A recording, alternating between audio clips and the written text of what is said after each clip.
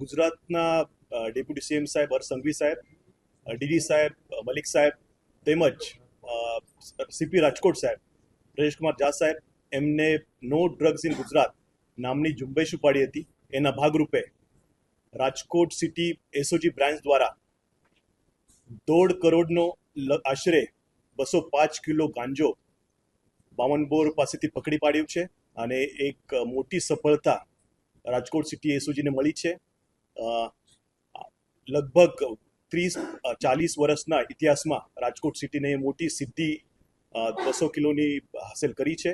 તો હું Rajkot city SOG છે અને ક્રાઇમ બ્રાન્ચ છે એમને બહુ અભિનંદન આપું છું. ગાંજો જે છે એ ઓરિસ્સાથી આવતો હતો.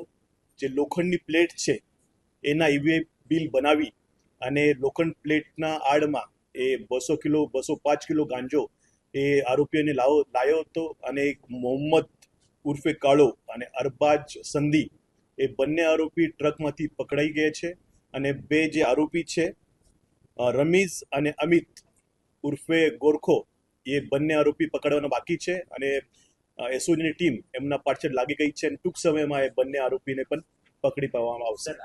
એ ગાંજાની ડિલિવરી આખા સૌરાષ્ટ્રમાં થવાની હતી. 205 કિલો આવ્યું એના પાછળ લગભગ 25 થી 30 દિવસની મહેનત એસઓજી ટીમની છે અને અલગ અલગ જગ્યાએ કટિંગ કરી જે સરકારી ખરાબા છે એમાં કટિંગ કરીને આખા સૌરાષ્ટ્રમાં સપ્લાય કરવાનો એમનો ઈરાદો હતો. એના આગળ પણ એક વખત એ આવી ગયો તો એવું કહેવું છે. એ ઇન્વેસ્ટિગેશન ચાલુ છે અને ઇન્વેસ્ટિગેશન પછી આખી ખબર પડશે. જે સૌરાષ્ટ્રના જે અલગ અલગ સપ્લાય કરવાના હતા અને જે ઓરિસ્સાના જે મૂળ જેના પાસેથી માલ લીધો હતો એમની પણ ઇન્વેસ્ટિગેશન ચાલુ છે અને એના નામ ખુલેથી આપને જાણ કરવામાં આવશે.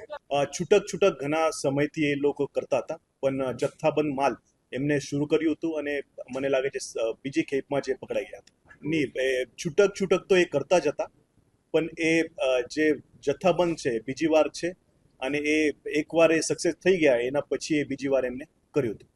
જે બે જે મોહમ્મદ છે એનું એ મોહમ્મદ અરબા જે પકડાઈ ગયા છે એમનો પણ ગુનાહિત ઇતિહાસ છે અને જે બીજા છે રમીઝ અને અમિત એમનો પણ ગુનાહિત ઇતિહાસ છે. અને એ જે અમિત એવી ખબર પડી છે કે જો અમિત છે એ ઓરિસ્સામાં રહી જ ત્યાં જ મોટો ગાંજાનો વેપાર કરે છે અને ત્યાં જ રહે છે.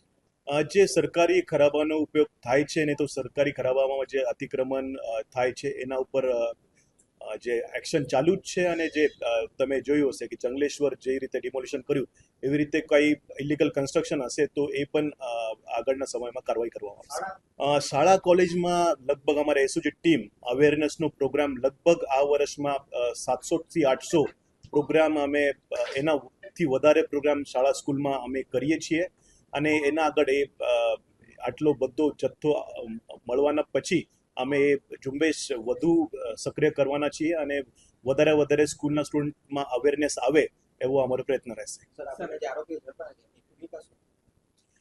જે બે આરોપી છે એ માલ લાવનારા છે અને જે 2 આરોપી પેન્ડિંગ છે એ માલ મંગાવનારા છે.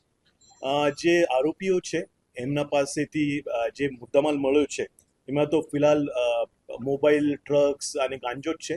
પણ જે મંગાવનારા હતા એ જે બે પકડવાના બાકી છે. અમિત જો છે એ મેન મંગાવનારો હતો એ પકડવાનું બાકી છે અને એ લગભગ ઓરિસ્સા રહે છે.